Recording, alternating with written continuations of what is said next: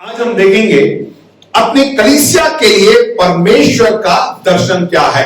देखिए, कलीसिया मेरी नहीं है या पास्टर साहब की नहीं है या किसी आपके किसी व्यक्ति की नहीं है। ये कलीसिया किसकी है? किसकी है कलीसिया? प्रभु यीशु मसीह की कलीसिया है। अब हम देखेंगे कि अपनी कलीसिया के लिए परमेश्वर ने अपनी कलीसिया के लिए उसका क्या दर्शन है, वो क्या चाहता है। परमेश्वर अपनी कलीसिया के लिए क्या चाहता है, एक एक करके हम जो है आज मैं आपके सामने 4 बिंदुओं को लेके आऊंगा और उससे हम समझेंगे कि परमेश्वर अपने कलीसिया के लिए क्या उसने तैयार करके रखी है। राइट, प्रेरितों के काम उसका 2 अध्याय 42 से लेकर 47 तक मैं पढ़ूंगा। आप जो है अपनी बाइबल में देखिए। यदि आपके पास बाइबल नहीं है तो जरूर अपनी बाइबल लेके आइएगा। आज जो है आप स्क्रीन पर वचनों को देख सकते हैं। पहली शताब्दी की कलीसिया, जब पवित्र आत्मा उतरा उसके बाद जो है जब कलीसिया शुरू हुई तो हम देखते हैं यहाँ पे 2 अध्याय 42। और वे प्रेरित से शिक्षा पाने और संगति रखने और रोटी तोड़ने और प्रार्थना करने में लौलीन रहे और सब लोगों पर भय छा गया और बहुत से अद्भुत काम और चिन्ह प्रेरितों के द्वारा प्रकट होता था और सब विश्वास करने वाले इकट्ठे रहते थे और उनकी सब वस्तुएं साझे में थी। वे अपनी अपनी संपत्ति और सामान बेच कर जैसी जिसकी आवश्यकता होती थी बांट दिया करते थे। वे प्रतिदिन एक मन होकर मंदिर में इकट्ठे होते थे और घर घर रोटी तोड़ते हुए आनंद और मन की सिधाई से भोजन किया करते थे और परमेश्वर की स्तुति करते थे और सब लोग उनसे प्रसन्न थे और जो उद्धार पाते थे उनको प्रभु प्रतिदिन उनमें मिला देता था। आमीन। इन कुछ वचनों से जो है हम देखेंगे कि परमेश्वर ने जो है अपनी कलीसिया के लिए क्या दर्शन दिया। आप अच्छी तरह सुन लीजिएगा, हम अपने दर्शन के लिए नहीं, मतलब मैं व्यक्तिगत जीवन में जो मेरा दर्शन है वो नहीं, परमेश्वर का दर्शन क्या है इस कलीसिया के लिए, अपनी कलीसिया के लिए परमेश्वर का दर्शन क्या है। सबसे पहली बात, एक सीखने वाली कलीसिया। सबसे पहला परमेश्वर ये चाहता है कि उसकी कलीसिया एक सीखने वाली कलीसिया हो। कैसी हो बताइए? एक सीखने वाली कलीसिया। जोर से बोलिए।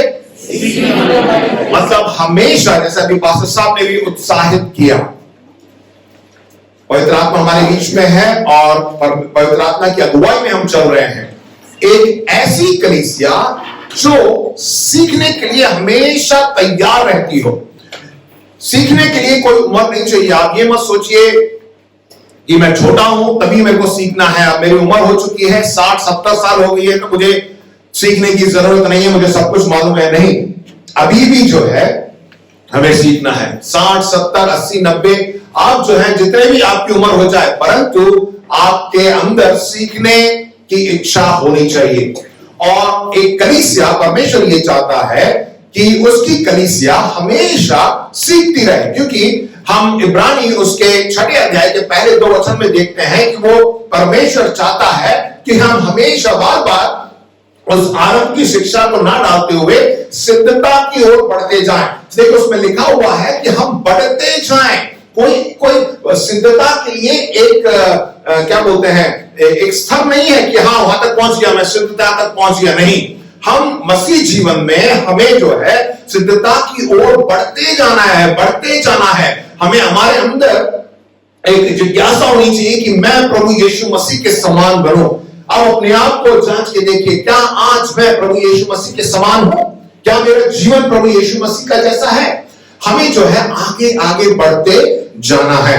जब देखिए पहली शताब्दी कलीसिया में 42 वचन में जैसे लिखा हुआ है, वे प्रेरितों की शिक्षा पाने और संगति रखने और रोटी तोड़ने में और प्रार्थना करने में लौलीन रहे। देखिए प्रेरितों से शिक्षा पाने, मतलब उस कलीसिया में जो प्रेरित थे, प्रभु यीशु मसीह के जो 12 चेले थे, वो प्रेरित कहलाए गए उस पहली शताब्दी की कलीसिया में।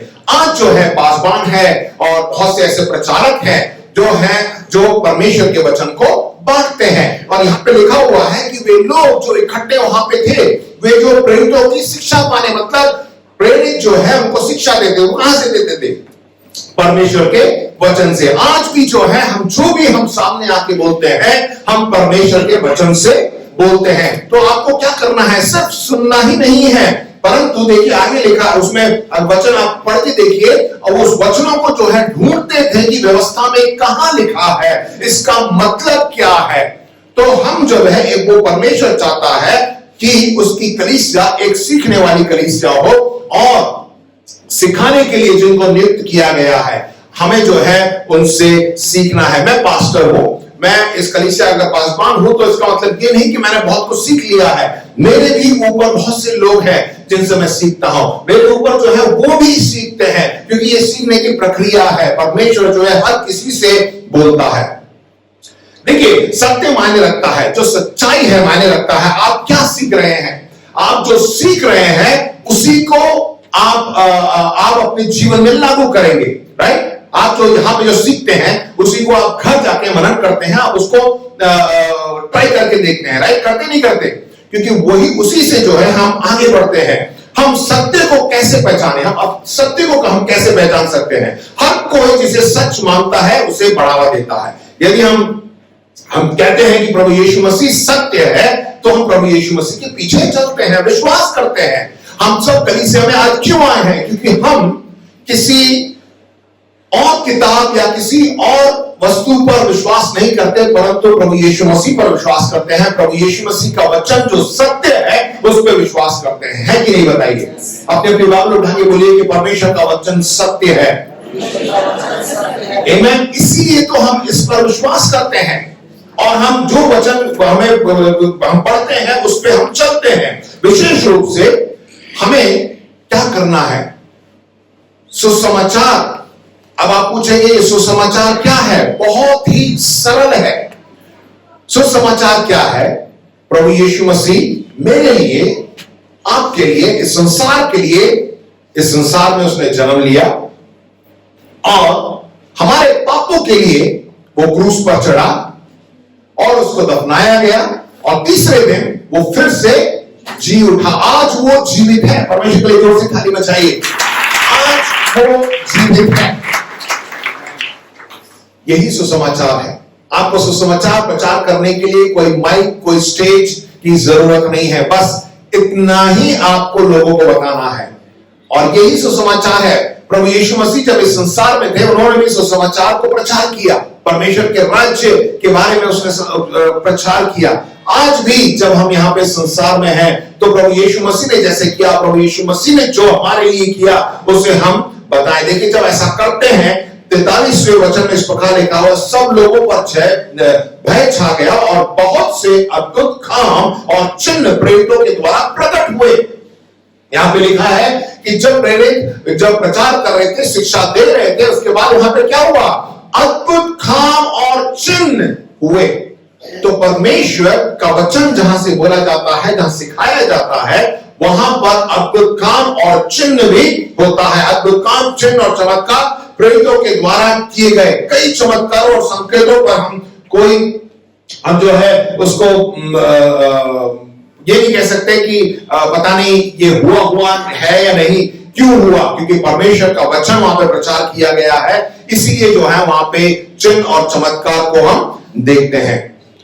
अब एक बात आती है कि इन दिनों जो है बहुत से लोग हैं, बहुत से लोग प्रचार करते हैं, बहुत से लोग परमेश्वर के वचन को प्रचार करते हैं। तो हम कभी कभार बहुत ही ऊब जाते हैं। हम सोचते हैं कि किसका सुने, क्या सुने, या छोड़ो, सब लोग ऐसे ही हैं। सब मैंने कुछ दिन पहले किसी को कहते हुए सुना कि चाहे परमेश्वर का दास हो, प्रचार कर रहा है तो वो भी मनुष्य है ना, वो भी मेरे जैसे ही मनुष्य है, वो भी मेरे जैसे ही बोलता है, वो परमेश्वर तो है नहीं।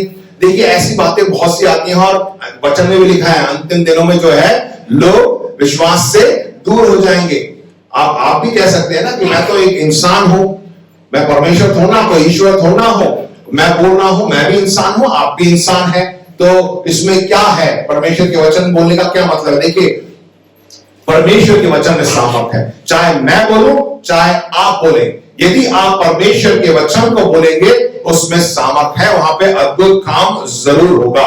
परंतु वचन में यह भी लिखा है कि अंतिम दिनों में बहुत से ऐसे प्रचारक आएंगे जो गलत शिक्षाओं को देंगे। मैं आप लोगों को चाहता हूं कि बहुत ही आप सावधान रहें। हर किसी को जो है अपने घर पे ना बुलाएं, हर किसी के संदेश को आप सुनिएगा मत। क्यों? कैसे? आप पूछेंगे पास्टर साहब हमें कैसे मालूम कि क्या है वो, कैसे है? परमेश्वर का वचन क्या कहता है?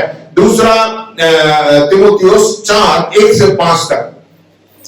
परमेश्वर हमें, सबसे पहले तो हम देखेंगे कि परमेश्वर क्या चाहता है, परमेश्वर हमें क्या बता रहा है। परमेश्वर और मसीह पर यीशु को गवाह करके जो जीवितों और मरे हुओं का न्याय करेगा और उसके प्रकट होने और राज्य की स्तुति दिलाकर मैं तुझे आदेश देता हूं कि तू वचन का प्रचार कर। सबसे पहले तो परमेश्वर हमसे कह रहा है कि हम क्या करें? वचन का प्रचार करें। हम अपना प्रचार नहीं करें, वचन का प्रचार कर, समय और असमय तैयार रहे। चाहे उस अच्छा समय हो या समय हो, हमें तैयार रहना है। सब प्रकार की सहनशीलता और शिक्षा के साथ उलाहना दे और डांट और समझा। आगे लिखा है क्योंकि ऐसा समय आएगा जब लोग खरा उपदेश ना सह सकेंगे, पर कानों की खुजली के कारण अपनी अभिलाषाओं के अनुसार अपने लिए बहुत से उपदेशक बटोर लेंगे। समझ में आ रहा आपकी बात? हमें जो है प्रचार करना है। कहां से प्रचार करना है? परमेश्वर को वचन, उसमें लिखा हुआ है दूसरे वचन में कि उसके वचन को प्रचार करना है। बहुत से ऐसे प्रचारक आप सुनेंगे वचन को छोड़कर बहुत से अन्य बातों को वो प्रचार करते हैं, जिससे हम बहुत ही ज्यादा आकर्षित हो जाते हैं। यार क्या प्रचार करते हो, बहुत मजा आता है। क्या लिखा ही तो है यहाँ पे, क्या लिखा हुआ है? पर कानों की खुजली के कारण अपनी अभिलाषाओं के अनुसार अपने लिए बहुत से उपदेश बटोर लेंगे। पिछले बार पास्टर साहब ने बोला अनुग्रह अनुग्रह अनुग्रह। हाँ, हम अनुग्रह, हम पर अनुग्रह हुआ है, प्रभु यीशु मसीह का अनुग्रह हमारे ऊपर है। पर इसका मतलब ये तो नहीं ना कि बार बार आप पाप करते रहे और बाकी क्षमा मांग ले। परमेश्वर अनुग्रह, परमेश्वर क्षमा जरूर करेगा। इसका मतलब ये थोड़ा कि आप उसी चीज को जो है बहुत ही ज्यादा महत्व दें। ऐसा नहीं करना है। हम अब जस्ट जो हमें अच्छा लगता है, नहीं मुझे यही संदेश अच्छा लगता है, मुझे सिर्फ क्या बोलते हैं, धनवान बनने का जो प्रचार जो भी होता है, जो भी प्रचारक प्रचार करते हैं वही अच्छा लगता है, मैं उसे ही पढ़ूंगा, उसे ही सुनूंगा, क्योंकि आने वाले दिन में मैं भी धनवान हो जाऊंगा। और बहुत से लोग कहते हैं हाँ मेरे को ये मतलब किसी एक टॉपिक पर, किसी एक विषय को ज्यादा सुनना चाहते हैं। नहीं, परमेश्वर के वचन में क्या लिखा हुआ है कि सहनशीलता और शिक्षा के साथ उलाहना दे और डांट और समझा। परमेश्वर जो है हमें समझाता है, डांटता भी है अपने वचन से। हर चीज का जो है उसमें मिश्रण होना चाहिए और अपने कान सत्य से फिर कथा कहानियों पर लगाएं। बहुत से ऐसे प्रचारक हैं जो वचन को छोड़ के बहुत सी कहानियां सुनाते हैं, अपनी कहानी सुना देते हैं, किसी और की कहानी सुनाते हैं, किसी इतना तक कि दूसरी कलीसिया के बारे में इस कलीसिया में बोलेंगे, उस कलीसिया में ऐसा होता है वैसा होता है। अरे मालूम है अपने ही कलीसिया में अपने ही पड़ोसी के बोलेंगे कि अरे हमारे, आपको मालूम है हमारे कलीसिया में एक भाई है, ऐसा करते हैं वैसा करते हैं। क्योंकि अक्सर लोगों को यही बहुत अच्छा लगता है। अखबारों में देखें ना, बहुत सी बार हमेशा जो है बहुत से लोग अखबार में आते थे, ये हेडलाइन पढ़ते हैं, हेडलाइन पढ़ने के बाद अखबार पढ़ते हैं। तो इसलिए हेडलाइन जो है जो होता है उसको अंग्रेजी बोलते हैं ईयर कैचिंग, जो कान की खुजली करे है ना। अचानक बस हेडलाइन में मालूम पड़ेगा कि आज यूपी में, तो आप यूपी में क्या हो गया, डॉट डॉट डॉट होगा, जब पूरा पढ़ेंगे आप, राइट। आज शाहरुख खान के जीवन में, अरे शाहरुख खान को क्या हो गया, क्योंकि लोग जो पसंद करते उन्हीं चीजों को देखते हैं। अच्छाई तो कौन ही देखता है कि नहीं। अखबार में या न्यूज़पेपर में या बहुत सी चर्चाएं हमेशा होती है ना, अरे मालूम है उसके साथ ये हो गया, उसने ऐसा कर दिया, इसने ऐसा कर दिया। इन बातों में ज्यादा दिलचस्पी रहती है। तो परमेश्वर के वचन को छोड़कर बहुत से लोग ऐसा प्रचार करते हैं। मैं किसी के बारे में गलत नहीं कहना चाहता हूं, परंतु जो भी प्रचार करता है आपको जो है अपने आप जो है जांचना है कि वो प्रचारक वो क्या परमेश्वर के वचन को प्रचार कर रहा है या कुछ और। यदि 100% में अगर वो सिर्फ 30% परमेश्वर का वचन प्रचार कर रहा है, 70% जो है संसार की बातों को और बहुत जो बातों को लेके आ रहा है, तो मैं प्रिय भाई बहनों आपको बता दूं कि आपने अपना समय बर्बाद कर दिया। आपने अपना समय बर्बाद कर दिया उसको सुन के, क्योंकि आपको क्या मिलने वाला है। तो परमेश्वर के वचन को सुनना है। आप कैसे जानेंगे कि कोई परमेश्वर का है या नहीं? मत्ती उसका 7:15 से 20 में इस प्रकार लिखा हुआ है, झूठे भविष्यवक्ताओं से सावधान रहो, जो भेड़ों के भेष में तुम्हारे पास आते हैं, परंतु अंतर में वे फाड़ने वाले भेड़िए हैं। उनके फलों से तुम उन्हें पहचान लोगे। उनके फलों से आप उनको पहचान लोगे। क्या लोग झाड़ियों से अंगूर और ऊंट कटारों से अंजीर तोड़ते हैं? इसी प्रकार हर एक अच्छा पेड़ अच्छा फल लाता है और निकम्मा पेड़ बुरा फल लाता है। अच्छा पेड़ बुरा फल नहीं ला सकता और ना निकम्मा पेड़ अच्छा फल ला सकता है। और जो पेड़ अच्छा फल नहीं लाता वो काटा और आग में डाला जाता है। इस प्रकार उनके फलों से तुम उन्हें पहचान लोगे। अब आपको समझ में आ गया कि कैसे हमें पहचानना है कि ये प्रचारक जो है परमेश्वर की ओर से है। क्योंकि आप फल देखेंगे, फल क्या है, उसका पारिवारिक जीवन कैसा है, उसकी सेवकाई कैसी है, वो उसको अगल बगल के मोहल्ले में जो लोग रहते हैं वो उसके बारे में क्या बातें करते हैं, भाई वही तो फल है।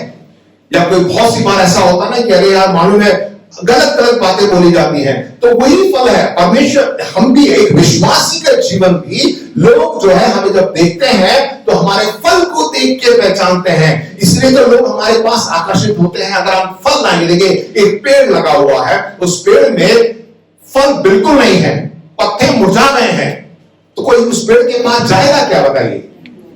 बहुत से लोग मोबाइल में जो है ना स्क्रीन सेवर लगाते हैं, वॉलपेपर लगाते हैं, वो बढ़िया होता है ना। क्या आप सूखी डंडी लगाते हैं क्या? वॉलपेपर में मोबाइल में सूखी डंडी लगाते हैं। घर पे कोई पोस्टर होता है, वॉल हैंगिंग होता है, क्या होता है उसमें? एक हरे भरे पेड़ होंगे, उसमें फल होगा। जैसा देखें हम, और बाहर जाएंगे हम, ग्रैंड होटल है, इतनी बढ़िया जगह परमेश्वर ने हमें दिया है, बाहर जाते हैं उन्होंने जो है पेड़ पौधों को जो है बढ़िया, इसलिए तो हर हफ्ते जाके हम फोटो खींचते हैं। आप खींचे ना खींचे, हम खींचते हैं क्योंकि हमें बहुत अच्छा लगता है। आमीन। तो हरे भरे जगह में जाके आप फोटो खींचते हैं, राइट? क्यों? क्योंकि उसमें फल लगे हुए हैं, फूल लगे हुए हैं, उसको देखकर वो आकर्षित होता है। वैसे ही हम अपने जीवन में भी देखें, क्या हमें फल लगा है, हमें वो फूल लगा है। मतलब फल क्या है? पवित्र आत्मा का फल हमारे अंदर, वो जो पवित्र आत्मा के फल में जो क्या बोलते हैं, जो निचोड़ है, जो क्वालिटी है, वो क्या हम में है, राइट? तो उसको देखकर वैसे ही प्रचार करने वालों को भी आपको देखना है, राइट? इस पर ज्यादा मैं बोलूंगा नहीं। अब बहुत ही सरल तरीके से मैंने आपको बता दिया कि परमेश्वर के वचन को प्रचार करने वालों के संदेश को आप सुनिए, क्योंकि परमेश्वर के वचन में सामर्थ है। परमेश्वर का वचन ही हमारे जीवन को बदलता है। परमेश्वर के लिए जोर से ताली बजाइए। कुछ बिंदु मैं बताऊंगा, लेकिन पहले बिंदु में वो एक सीखने वाली कलीसिया में क्या होता है, लोग व्यवस्था के या परमेश्वर के वचन के शिक्षा देने वाले के अधीन रहते हैं।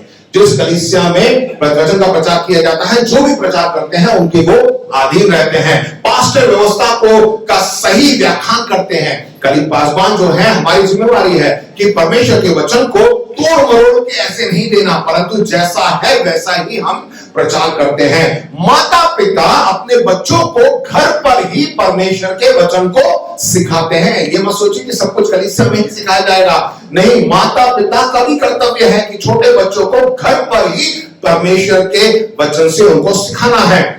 इसके सदस्य प्रतिदिन व्यवस्था को पढ़ते और प्रतिबिंबित होते हैं, मतलब उसकी तरह बन जाते हैं। जैसे परमेश्वर, भाई बहन है, आप लोग हैं, आप घर जाइए, परमेश्वर के वचन को पढ़िए और परमेश्वर का वचन आपके जीवन में देखना चाहिए। परमेश्वर की आत्मा परमेश्वर के लोगों को और परमेश्वर के वचन का सम्मान करने के लिए प्रेरित करता है। हमेशा परमेश्वर के वचन को आगे रखें, चाहे घर पे कोई भी प्रोग्राम हो, चाहे कुछ भी हो जाए, सबसे पहले परमेश्वर के वचन को जो है आप मुख्यता दीजिए। आमेन, प्रेज़ द लॉर्ड। अगला बिंदु, परमेश्वर अपनी कलीसिया के बारे में क्या दर्शन रखता है। दूसरा बिंदु है एक देखभाल करने वाली कलीसिया।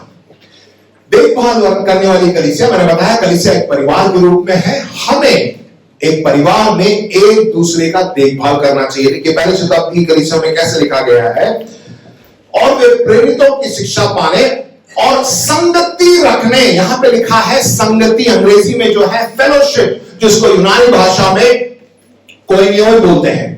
ठीक है, इसका मतलब क्या है? संगति, एक दूसरे के साथ जो है संगति रखना। इस तरह की संगति में सामान्य बंधन और एक निकटता शामिल होती है। हम एक दूसरे को अच्छी तरह जानते हैं। थोड़ा जान के जांच के देखिए, क्या हम कलीसिया में एक दूसरे को जानते हैं? चलिए, आप अलग अलग क्षेत्रों में रहते हैं, अपने क्षेत्रों में ही जो जहां रहते हैं, क्या अपने भाई बहन के बारे में अच्छी तरह जानते हैं? उनकी जरूरतों को जानते हैं? क्या आप उनके लिए प्रार्थना करते हैं? क्या आप उनके साथ संगति करते हैं? जाके उनसे बातचीत करते हैं? एक देखभाल करने वाली कलीसिया ऐसी कलीसिया है जो अपने जीवन के साथ आत्मा में और सभी के बीच भौतिक साझाकरण को साझा करता है। मतलब हर चीज को बांटता है। कोई बीमार है तो तुरंत फोन करके आप बोल सकते हैं कि मेरे घर पे एक बीमार है, कृपया करके आप प्रार्थना करिए। ये मत सोचिए कि पता नहीं करना है नहीं करना, अपने आप कर लेता हूं। अपने आप भी करिए, परंतु एक दूसरे को तो बता तो दीजिए। हैप्पी बर्थडे मना रहे हैं तो हैप्पी बर्थडे बता दीजिए कि मेरे बच्चे का हैप्पी बर्थडे है, प्रार्थना कर लीजिए। पार्टी भले ही मत दीजिए, प्रार्थना तो कर लीजिए ना, अच्छी बात है ना। मुस्कुराहट आ रही है, बहुत से लोग बोलते रहे हैप्पी बर्थडे क्या बनाना, तो प्रार्थना करिए। कोई देखिए, सबसे आप बर्थडे मनाइए ना मनाइए, धूमधाम से मनाइए, कोई बात नहीं, इच्छा नहीं मत बनाइए, परंतु प्रार्थना तो करवाइए। आप अपने भाई बहनों से बोल सकते हैं, आके हमारे बच्चे के लिए प्रार्थना कर दीजिए, मेरे लिए प्रार्थना कर दीजिए, शादी की सालगिरह है, अपने लिए प्रार्थना कर दीजिए। फिर से आपको बारात ले जाने की जरूरत नहीं है, आप प्रार्थना कर दीजिए। राइट, तो परमेश्वर को पहला स्थान देना है। क्या हम एक दूसरे को जानते हैं? देखिए, एक परिवार में जब हम रहते हैं, हमारे परिवार में जैसे हम 6 लोग हैं, तो हम 6 लोग जानते हैं कि हमारा जन्मदिन कब आता है। हम जानते हैं कि हमारे परिवार में हमारे माता पिता का शादी की सालगिरह कब आती है। हमारे बच्चे जानते हैं कि हम मेरे और निन्नी की शादी की सालगिरह कब आती है, उन्हें मालूम है, और वो पहले से ही तैयारी करके रखते हैं, वो हमें विश करते हैं। वो एक परिवार है। कलीसिया में क्या है बताइए? परिवार है। हमें जानना चाहिए, हम एक दूसरे को जान के रखें, कोई बात नहीं। क्योंकि कुछ लोगों को ना बताने में शर्म आती है, वो अपना सिर्फ व्हाट्सएप में क्या बोलते हैं, हाँ, स्टेटस में डाल देते हैं। कुछ लोगों को तो मैंने ये भी देखा, मेरा बर्थडे का केक बनाते हुए एक व्यक्ति ने बनाया, खुद बना रहा है केक और लिखा हुआ मेरे बर्थडे का केक। बहुत अच्छी बात है, बनाइए, खुशी मनाइए, अपना केक बनाइए, अपना कुछ भी बनाइए। हाँ, सबसे पहला अच्छी बात है, सबका अलग अलग मनाने का जो है तरीका अलग अलग हो सकता है, परंतु आप परमेश्वर को पहला स्थान दीजिए और उन किसी से जो है प्रार्थना करवाइए। परमेश्वर की आशीष को जो है हम देखिए, एक दूसरे के जरूरतों को, जब आप एक दूसरे को जानेंगे तब आपको मालूम पड़ेगा आप जो है एक दूसरे की जरूरतों को भी पूरा कर सकते हैं। Right, amen, praise the Lord. तीसरी बात, एक आराधना करने वाली कलीसिया। आराधना करने वाली कलीसिया, परमेश्वर चाहता है कि उसकी कलीसिया एक आराधना करने वाली कलीसिया। अब आराधना देखिए क्या लिखा हुआ है, वे 42 और 46 में वे प्रेरितों की शिक्षा पाने और संगति रखने, मतलब एक साथ मिला करते थे, रोटी तोड़ने और प्रार्थना करने में। क्योंकि परमेश्वर का वचन कहता है कि मेरा भवन प्रार्थना का भवन कहलाता है। तो जब भी वो कलीसिया में आते थे तो वहां पे प्रार्थना करते थे। 46 में प्रतिदिन एक मन होकर मंदिर में इकट्ठा होते थे। मंदिर यानी कलीसिया में इकट्ठा होते थे। अब हर दिन जो है हम ग्रैंड होटल में नहीं आ सकते हैं। आ सकते हैं क्या? आने वाले दिन में अपनी इमारत होगी तो हम एक साथ आ सकते हैं, विश्वास करते हैं? आमीन। हर दिन आ सकते हैं, पर यहां पर आने के लिए पैसा देना पड़ता है। पर कोई बात नहीं, आप भी आ सकते हैं, लॉन में बैठ सकते हैं, कोई आपको पूछेगा नहीं, क्योंकि आपको सब जानते हैं। राइट, प्रार्थना करिए, कोई बात नहीं। तो जो है हर दिन यहाँ पे क्या लिखा हुआ है, प्रत्येक दिन एक मन होकर मंदिर में इकट्ठा हुआ करते थे। ठीक है, जब भी मौका मिले हम परमेश्वर की उपस्थिति में रहकर उसकी आराधना करें। वरना 4:24 हम सब इस वचन को जानते हैं, परमेश्वर आत्मा है और अवश्य है कि उसकी आराधना करने वाले आत्मा और सच्चाई से करें। देखिए, सच्ची आराधना यीशु कहते हैं आत्मा और सच्चाई में है। यदि हम कहते हैं कि सच्ची आराधना करते हैं, तो जैसे वचन के अनुसार प्रभु यीशु मसीह हमें क्या बताते हैं? आत्मा में और सच्चाई में। अब सत्य, सत्य क्या है हम जानते हैं। कौन है सत्य? प्रभु यीशु मसीह सत्य है कि नहीं? क्योंकि प्रभु यीशु मसीह ने कहा कि मार्ग, सत्य और जीवन मैं हूं। वो सत्य तो प्रभु यीशु मसीह है। अब आत्मा का क्या मतलब है? आत्मा और सच्चाई में उसकी आराधना करना, वही सच्ची आराधना है। आत्मा का क्या मतलब है? देखेंगे एक वचन कुलुस्सियों उसका यूहन्ना 3:6।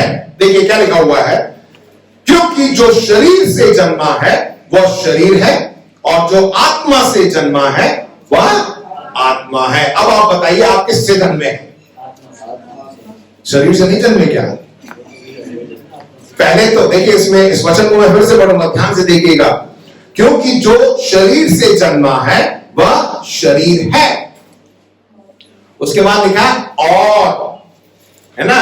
और लिखा है, मतलब शरीर से जन्मे हैं और आत्मा से भी जन्मे हैं। जो आत्मा से जन्मा है वह आत्मा है। जब हम प्रभु यीशु मसीह को ग्रहण कर लेते हैं तो हमारी आत्मा जो मरी हुई थी, पाप में डूबी हुई थी, वो अब जिलाई गई है।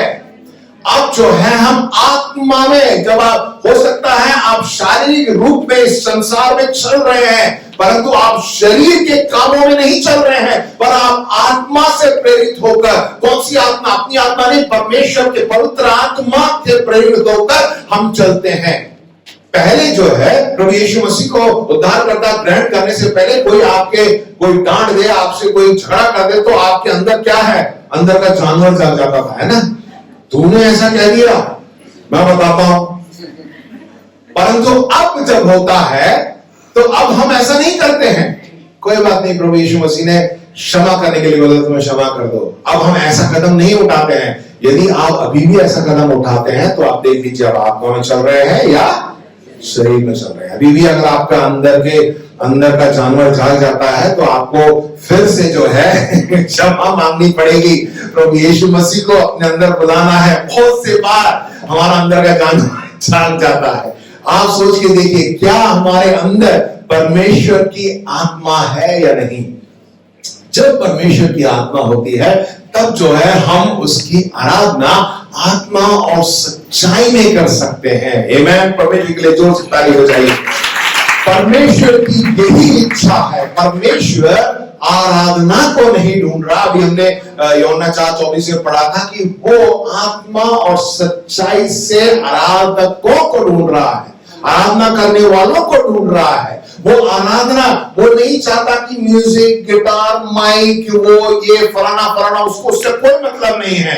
वो हमको देख रहा है कि हम उसकी आराधना करते हैं। जो परमेश्वर की संतान है, क्या ये आराधना जो है हमारी एक जीवन शैली होनी चाहिए। आप चाहे मार्केट में चल रहे हो, अपने घर पे रहे, आप अपने दफ्तर में काम कर रहे हो, फैक्ट्री में काम कर रहे हो, आपका जो जीवन है, जो कुछ भी आप कर रहे हैं, उससे परमेश्वर को महिमा मिलनी चाहिए। वही आराधना है। गीत गाना आराधना नहीं है। गीत गाना, साज बजाना एक भाग है, परंतु हमारा जीवन, हमारी जीवन शैली जो है आराधना होनी चाहिए। आमेन। जोर से बोलिए हालेलुया। और आखिरी जो वचन है, जो परमेश्वर चाहता है, उसका दर्शन क्या है अपनी कलीसिया के लिए?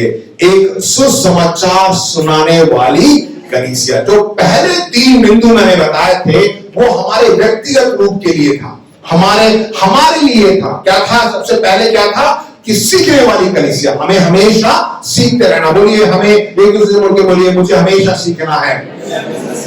दूसरा हमने देखा कि एक देखभाल करने वाली कलीसिया। बोलिए कि हमें एक दूसरे की देखभाल करनी चाहिए। आमीन। तीसरा हमने देखा कि एक आराधना करने वाली कलीसिया। बोल के बोलिए कि मैं हमेशा आराधना करना चाहता हूं।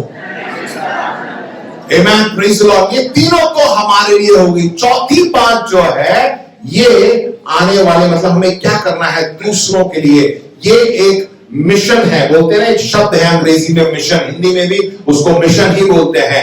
हमारा क्या मिशन है? हमारा क्या लक्ष्य है।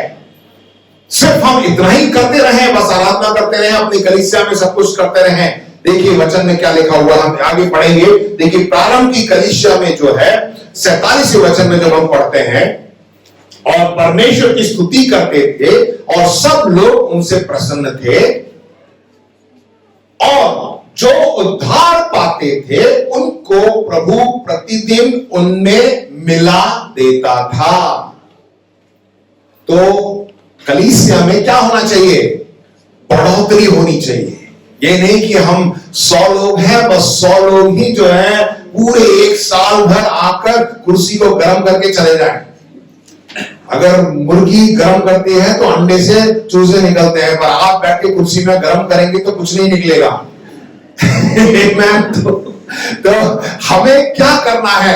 यहां पे लिखा हुआ है कि परमेश्वर, देखिए परमेश्वर ने अपनी कलीसिया के लिए योजना बना के रखी है, वो तो जरूर करेगा। पर हमारा भी, जैसे पिछली बार पास्टर साहब ने बोला था कि जो भाग हमें दिया गया है हम उसको करें, और परमेश्वर अपना भाग करेगा। करेगा नहीं करेगा? लाठी उस फेंकने पर वो सांप बन गया था, पर सांप हमें क्या करना, सिर्फ जाके उसकी पूंछ को पकड़ना है। पूंछ को पकड़ेंगे तो फिर से वो लाठी बन जाती है। हमें परमेश्वर ये नहीं बोला कि जाके तुम उसके सर को पकड़ो, नहीं, सांप डस सकता है। हमें जो काम दिया है, छोटा सा काम जो दिया है, उस काम को करना है, पर करना जरूर है। जब हम ऐसा करते हैं तो परमेश्वर, यहां पे क्या लिखा हुआ है, उनको प्रभु प्रतिदिन उनमें मिला देता था। इससे पता चलता है कि वे मिशन में लगे हुए थे। वो नहीं कह रहे थे कि हाँ बस हम सब सही, हम सब तैयार है, प्रभु यीशु मसीह आएगा तो हम चले जाएंगे। नहीं, उनके अंदर एक मिशन था। क्या मिशन था? कि हमें सुसमाचार को सुनाना है, सुसमाचार को जो है हमें बताना है, जो हमारे जीवन में वही। आप उसी के सुसमाचार क्या है, मैंने शुरुआत में बता दिया, हमारी गवाही। जो मैं पहले मुर्दा था, डाली उसमें मुझमें जान। अब मुर्दे थे नहीं थे, बताइए, आप भी रूप में मरे हुए थे, मुर्दा ही तो थे, चलते फिरते मुर्दा। ये गाना बहुत जगह हम ये इस गाने को कभी भी जिंदगी में नहीं भूलूंगा। एक शादी का रिसेप्शन था और दुल्हन जो है आगे बैठे हुए थे और मैं गेट से एंटर कर रहा था और यही गाना चल रहा था, मैं जो पहले मुर्दा था तूने डाली मुझ में जान। शादी के रिसेप्शन पे मैं सोचेगा आज बेचारा दूल्हा दुल्हन जो है आज क्या जान में जान आई है। कभी नहीं बोलूंगा इसको मैं। शादी में आप गा रहे हैं, पहले मुर्दा था तूने जान डाली मुझ में जान। तो ये हम सबकी कहानी है। प्रभु यीशु मसीह जब हमारे जीवन में आ जाते हैं तो हमें जो है हमें एक नया जीवन प्राप्त होता है। यही तो गवाही है, इसी को तो हमें जाके लोगों को बताना है। क्यों करना? देखिए प्रभु यीशु मसीह ने भी यही किया। आप मत्ती, मरकुस, लूका, यूहन्ना पढ़ के देख लीजिए। प्रभु यीशु मसीह ने भी स्वर्ग राज्य निकट है ये कहकर जो है अपना कार्य 3.5 साल में पूरा किया। हम इस संसार में कितने साल से हैं? मैं 43 साल से हूं। आप अपने बारे में आप जानते हैं, है ना? प्रभु यीशु मसीह ने 3.5 साल में अपना कार्य पूरा किया, चला गया। परमेश्वर हमसे पूछेगा जब हम स्वर्ग जाएंगे तो बेटा तेरे को 80 साल तूने संसार में रखा, तूने कितने लोगों को बताया? तेरे पीछे कुछ लोग हैं या नहीं? वहां जाके हम बोल नहीं सकते अरे मेरे पास मोबाइल नहीं था, मेरे पास माइक नहीं था, मेरे पास स्टेज नहीं था। नहीं, परमेश्वर वो नहीं पूछेगा। सुसमाचार को यहाँ पे वचन में हमें जो है प्रभु यीशु मसीह ने जो किया वही हम कर रहे हैं। परमेश्वर के लिए जोर से ताली बजाइए। सुसमाचार के प्रचार के माध्यम से कलीसिया के सदस्यों को हर रोज गवाही दिया करते थे। गवाही का मतलब यहाँ पे जब लिखा हुआ गवाही, तो वो सुसमाचार को लोगों को दिया करते थे। क्या है? पहले मैं ऐसा था, अब मैं प्रभु यीशु मसीह ने मुझे बदल दिया। बस यही तो गवाही है और यही सुसमाचार है। प्रभु यीशु मसीह ने जिम्मेवारी हमें सौंपी है, वो अपना काम जरूर करेगा। ये मत सोचिए कि कलीसिया हमें दे दी है और अब हम इसके मालिक हैं। नहीं, मालिक तो वही है, पर उसने हमें सेवा करने का मौका दिया। प्रिय भाई बहनों, जब भी आपको मौका मिले, कोई भी आपको बुलाता है कि कि मेरे लिए प्रार्थना कर दीजिए। मैं बताता हूं, ये परमेश्वर आपको मौका दे रहा है। हो सकता है वो व्यक्ति कभी कलीसिया में नहीं आया हो सकता है आपने बहुत सी बार अपने घर में संगति करने के लिए, प्रार्थना करने के लिए उसे बुलाया हो, नहीं आया हो, परंतु एक दिन अचानक आता है, भैया दीदी अंकल आंटी मेरे लिए प्रार्थना कर दीजिए, मेरे बच्चों के लिए प्रार्थना कर दीजिए कि उसकी तबीयत खराब है। उस मौके को जो है आपका फायदा उठाना है। आप उसको बुलाइए, हाँ मैं प्रार्थना करूंगा, बैठो और उससे बोलिए कि प्रभु मेरी प्रार्थना करने से कुछ नहीं होगा, परंतु आपको प्रभु यीशु मसीह पर विश्वास करना है, क्योंकि प्रभु यीशु मसीह चंगा करने वाला परमेश्वर है, प्रभु यीशु मसीह छुड़ाने वाला परमेश्वर है। उस मौके को आप मत छूटिए, क्योंकि वो खुद आया है आपके पास प्रार्थना करने के लिए। सिर्फ प्रार्थना करके आप भेज मत दीजिए, सुसमाचार को सुनाइए, तब जो है वो वचन उसके अंदर काम करेगा और प्रभु यीशु मसीह उसके जीवन में भी जन्म लेंगे, उसका उद्धार होगा। आमेन, हालेलुया। परमेश्वर जो है हमें मौका दे रहा है। आमेन, प्रेज द लॉर्ड। यहोवा ने दो काम एक साथ किए। 47वें वचन में हम देखते हैं कि प्रतिदिन उनमें जो उद्धार पाते थे उनको प्रभु प्रतिदिन उनमें मिला देता था। सबसे पहले उन्हें बचाया और दूसरा देखते हैं कि उनकी संख्या में जोड़ता गया। दोनों काम एक साथ हुए, उद्धार भी पाया और वो कलीसिया में भी जुड़े। पर यह जरूरी नहीं है कि कलीसिया में जुड़ने के बाद उद्धार पाया, उद्धार पाने के बाद कलीसिया में जुड़े।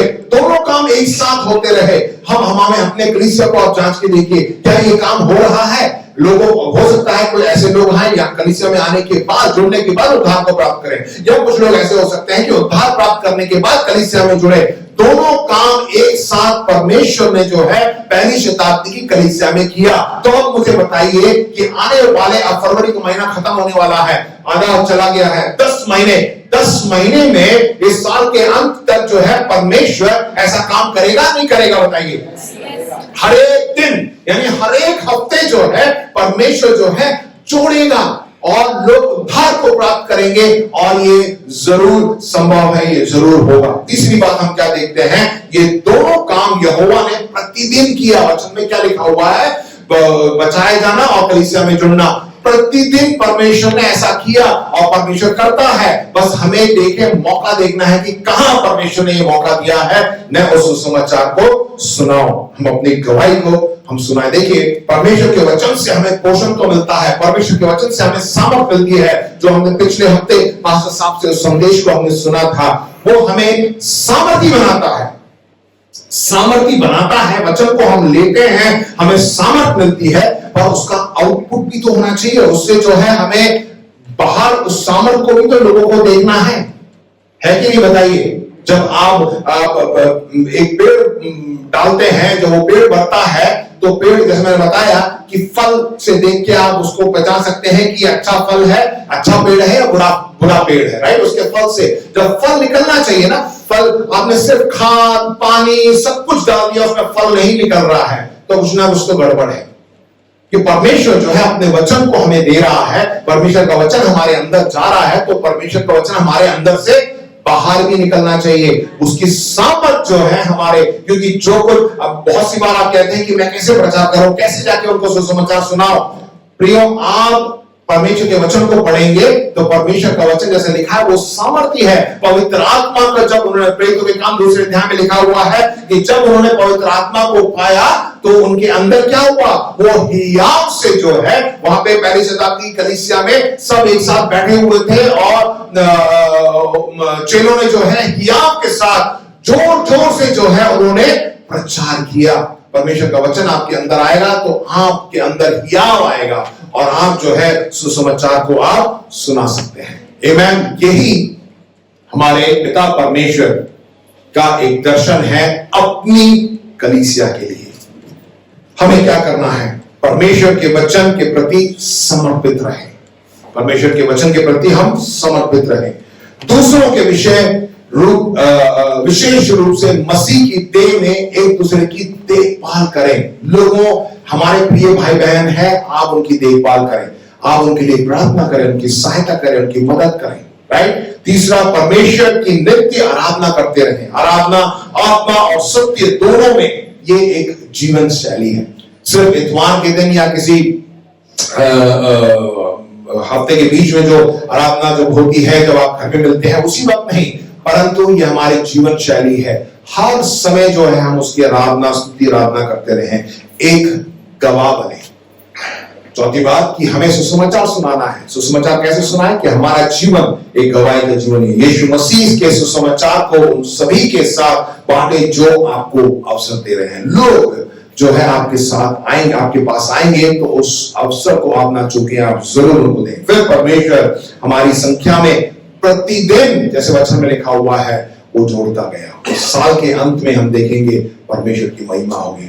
हो सकता है कि इस हॉल में एक नहीं दो सभा हमें करनी पड़ेगी। आमेन, प्रेज़ द लॉर्ड। विश्वास करते हैं तो उनके लिए जोर से ताली बजाइए। परमेश्वर हमारे साथ। हालेलुया।